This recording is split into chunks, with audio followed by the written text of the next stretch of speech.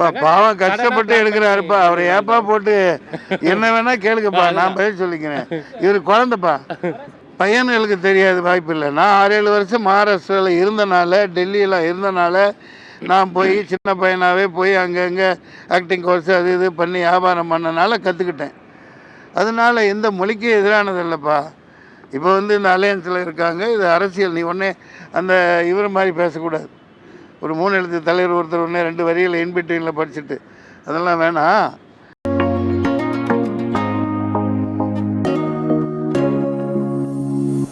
ரொம்ப ரொம்ப பழமையான முதல் ஒரு கொண்டாடப்பட்ட ஒரு பண்டிகைன்னா பொங்கலாக தான் இருக்கணும், இருந்தே ஆகணும். பொங்கலாக தான் இருந்து வந்திருக்கு. 1000-2000 வருடங்கள் முன்பிருந்தே உலக திருமகனின் குடியான பெருங்குடி மக்களின் புது பானையில் பொங்க வச்சு கொண்டாடி, அந்த காலத்தில் இனிப்பு பொங்கல்லாம் சர்க்கரை கண்டுபிடிக்கப்படாமல் இதில்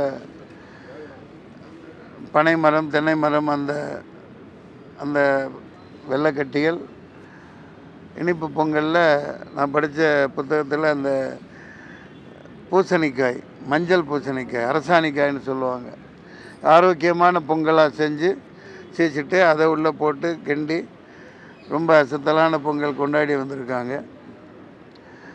இது மாடர்ன் டேஸில் இங்கே நாமெல்லாம் அவர்களோட உரிமையை பறிச்சுக்கிறோம். இது ஏழை குடியானவர்களின் விவசாயிகளின் பண்டிகை. அவங்க நல்லா வாழணும், அவர்கள் வாழ்வுரிமை பாதுகாக்கப்படணும். வழக்கமாக பொங்கல்லாம் பார்த்தா 13 படம் 12 படமெல்லாம் வரும். அந்த நான் கஷ்டப்பட்டு வந்துக்கிட்டு இருந்த காலகட்டங்களெல்லாம் எல்லாம் நிறைய படங்கள் வரும். அந்த விதத்தில் நீங்கள் பொங்கலுக்கு வந்திருக்கணும். கண்டிப்பாக சார். ஏன் வரல? ஐயா தலைவர் படம் வருதுன்ட்டு, பெரிய 2 படம் வருதுன்ட்டு வரல. இல்லைன்னா கண்டிப்பாக பொங்கல் வர மாதிரி தான் தெரிஞ்சது. எப்போவுமே நீங்கள் பின்னாடி நிற்கணும். எது முந்தைய நம்ம கையில் இல்லை. நீங்கள் ஏன் பின்னாடி இப்போ இந்த நல்ல தேதிகளை உபயோகப்படுத்தியிருக்கலாம். கண்டிப்பாக சென்சார் வாங்கிட்டு அந்த வகையில் எனக்கும் மன கஷ்டம். விஜய் படம் என் குடும்பத்தோடு போய் பார்ப்பேன். முதல் ஷோ இல்லாட்டி முதல் நாள் பார்த்துருவோம். குடும்பத்தோடு மொத்தமாக பார்ப்போம். முதல் நாள் பார்த்துருவோம்.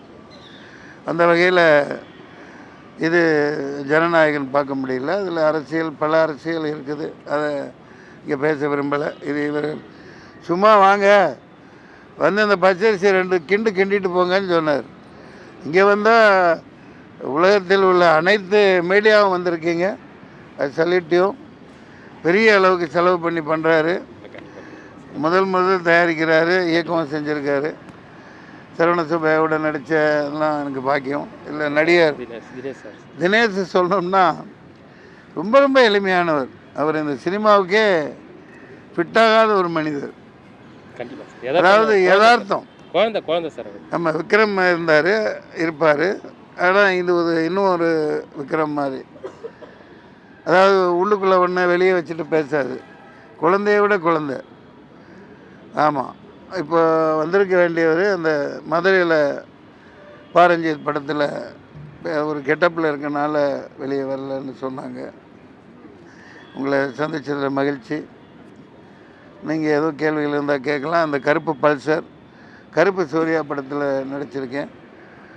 இதுவும் கருப்பு பல்சரு. அது கருப்பு, அது சாமி. சார் ஜனவரி 30 ரிலீஸ் சார். ஜனவரி 30 வெளியீடு. அதுக்காக நான் காசை வச்சுக்கிட்டு இருக்கிறேன். பொங்கல் தான் பார்க்கறதுக்கு நிற்பான். ஜனவரி 30 பார்க்க வேண்டியது தான். Okay sir. ஆமாம், அது எல்லாம் சொல்லிட்டீங்கல்ல. ஆமாம், அது சொல்லிட்டாங்க. பிஆர்ஓ சொல்லிட்டாங்க. திருப்பி சொன்னால் அவங்க திருப்பி அடிக்க வந்துடுவாங்க. சொல்லிடுறேன் சார். ஜனவரி 30 படம் தயாராக இருக்கு, ரிலீஸ் ஆகுது. அனைவரும் எல்லாரும் பார்க்கணும் சார். எதனா கொஸ்டின் தான் கேளுங்க சார்.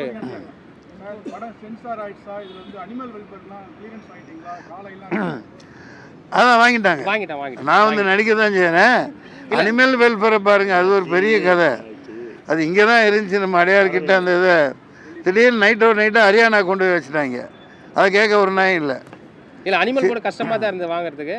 அப்புறம் படம் பார்த்துட்டு கொடுத்தாங்க. ஜல்லிக்கட்டு சம்பந்தமான கதை இல்லைப்பா. அது நம்ம சினிமாங்கிறது இந்தியாவுக்கு சென்னை தான், மெட்ராஸ் தான். லட்சக்கணக்கான ஆயிரக்கணக்கான படங்கள் எடுக்கப்பட்ட எல்லாத்துக்கும் தாய் வீடு மெட்ராஸ் தான். நைட்டாக யார்கிட்டையும் சொல்ல ஆஃபீஸ் சுற்றி கொண்டு அங்கே வச்சுட்டாங்க. இந்த மாதிரி பல பிரச்சனைகள் இருக்குது. அப்பா நான் எல்லாத்தையும் சொல்லிடுவேன். எனக்கு அவங்க சென்சார்லாம் பண்ண முடியாது. சொல்லுங்க சார், நீங்க இப்போ சென்சார் போர்டுங்கிறது இருக்குது, எல்லாமே அனுபவிச்சிருக்கிறோம். வாழ்க ஜனநாயகம்னு ஒரு படம் நான் எடுத்து 94 95 3 தடவை கொண்டு போயிருக்கேன் பெட்டி. இங்கே ஞானவேல் அவர் பேர் என்னப்பா, ஞான ராஜசேகர் கொடுக்க மாட்டேன்ட்டார். இத்தனைக்கும் என்னடா இது, அவர் கூட பெரிய சண்டை. என்னமோ இன்றைக்கி தான் இல்லை, ஐஏஎஸ் ஆஃபீஸர் தானே வைப்பாங்க. அப்புறம் என்ன விஏபி சும்மா ஆனா ஒன்றா படித்து 5ஆம் கிளப்பெல்லாமா போடுவாங்க. ஐஏஎஸ் தான் அவங்க.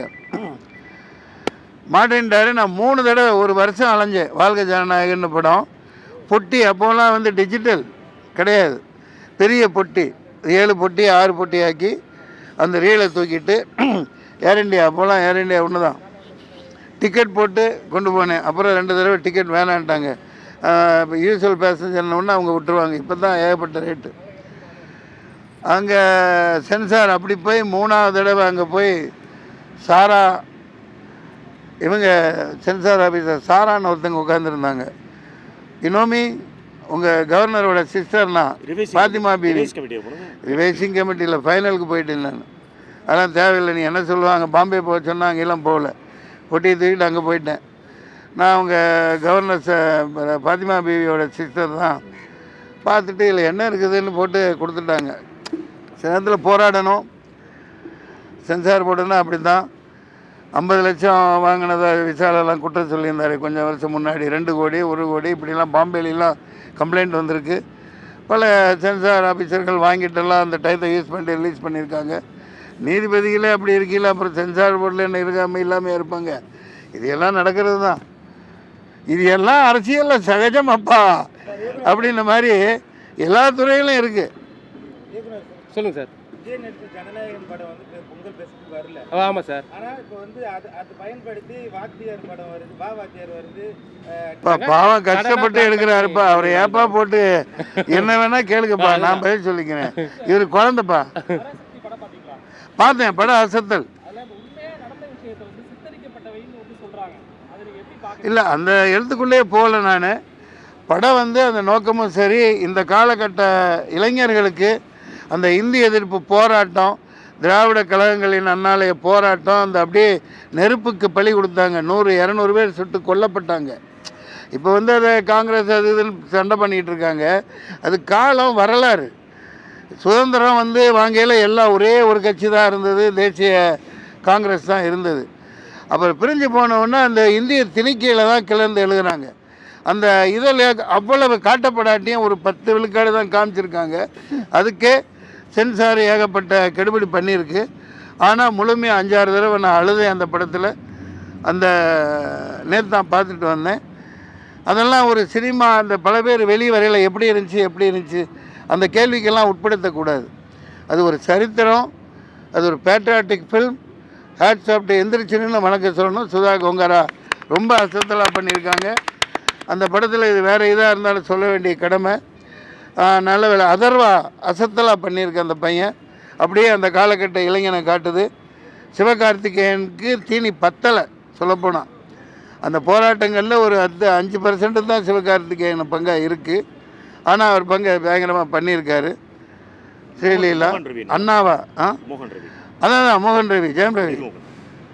அது புனையப்பட்ட கதாபாத்திரமாக தான் அங்கே காணறேன். நான் சரித்திரம் படித்தனால அந்த காலத்தில் ஏன்னா ஏகப்பட்ட ஆளுகளை வச்சு சுட்டு கொன்று பயங்கரமான வில்லத்தனம் நடந்து அவ்வளோ உயிர் பலியை தாண்டி இந்த தமிழ்நாடு மொழிப்போர் தியாகிகள்னு 100கணக்காக இறந்துருக்காங்க. அதை கண்ணுக்கு முன்னாடி கொண்டு வந்த நிறுவனத்துக்கும் இந்த சுதா கோங்கராவுக்கும் வணக்கங்கள்.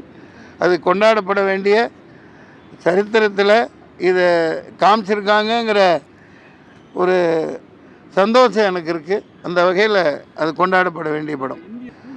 அது வேறங்க, காலகட்டம் மாறுது இல்லைங்க.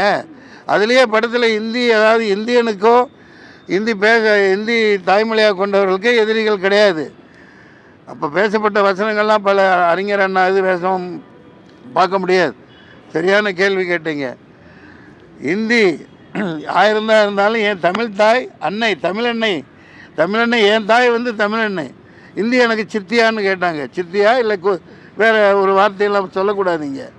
அதனால் இப்போது என்றைக்குமே அதுதான். ஜவஹர்லால் இறந்ததுக்கப்புறம் 64ல் மிகப்பெரிய மறுபடியும் அந்த ஜவஹர்லால் இறந்துட்டாருன்னு போட்டு மறுபடியும் அது கிளப்பி விட்டாங்க ஆள்றவங்க. அதில் தான் அதிகமான உயிர் பலியானது. அது தொடரணும். இருமொழி கொள்கை தான் தமிழ்நாட்டுக்கு எல்லாமே. இப்போ காலையில் என்ன சொல்லியிருக்காரு நேற்று, மகாராஷ்டிராவில் சிஎம் வந்தால் தொடப்பக்கட்டையில் அடிப்பேன் அப்படின்னார். பார்த்தீங்களா, ஹெட்டிங்கில் போட்டிங்கள்ல. இத்தனைக்கும் மகாராஷ்டிரா ஹிந்தி 99 விழுக்காடு பேசப்படுற இடம். பட் அவன் மராத்வாடா மராட்டி. आमच्या भाषा मुंबई मराठी है, हिंदी नहीं मनात. அதே மாதிரி பஞ்சாபி. இது பல குடிகளின் யூனியன் சங்கமம் தான் இந்தியா. பையன்களுக்கு தெரியாது, வாய்ப்பில்லை. நான் 6-7 வருஷம் மகாராஷ்டிராவில் இருந்தனால, டெல்லியில் இருந்தனால, நான் போய் சின்ன பையனாகவே போய் அங்கங்கே ஆக்டிங் கோர்ஸ் அது இது பண்ணி வியாபாரம் பண்ணனால கற்றுக்கிட்டேன். அதனால் எந்த மொழிக்கு எதிரானது இல்லைப்பா. இப்போ இந்த அலையன்ஸில் இருக்காங்க. இது அரசியல். நீ ஒன்றே அந்த இவர் மாதிரி பேசக்கூடாது. ஒரு 3 எழுத்து தலைவர் ஒருத்தர் ஒன்றே 2 வரியில் இன்பிட்வீனில் படிச்சுட்டு அதெல்லாம் வேணாம். தமிழ்நாடுன்னு வந்தால் தாய் மொழி தமிழ் தான். நிறைய அதில் அரசியல் இப்போ பூந்துருச்சு. இந்தி தெரியாதவர்கள்லாம் பதவியில் இருக்காங்க. இது அரசியல் ரீதியாக தீர்வு காணப்படும். சார், ஜனநாயகன் ரிலீஸ் ஆகாது தமிழ் திரையுலகமே அவருக்கு ஆறுதல் சொன்னாங்க.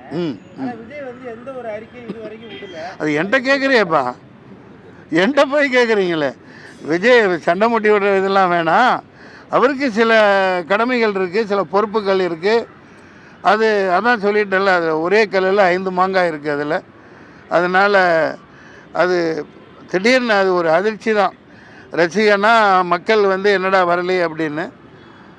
அதுக்கு என்ன பண்ண முடியும்? அது ஒரு சினிமா திரைப்படம், கடந்து போக வேண்டியது தான். அடுத்து வரும் வெள்ளம். சிபிஐ இன்னைக்கு 41 பேர் இறந்ததுக்கு இன்னைக்கு ஒரு கட்சி பேசியிருக்காங்க. அதுக்கு கருத்து. சாரி, இது இனிய பொங்கல் விழா. இனிய பொங்கல் விழா. சிறந்த நன்றி, வணக்கம். இவரை பாரு, இப்போ விடிய விடிய பார்க்காம பேசுவேனா?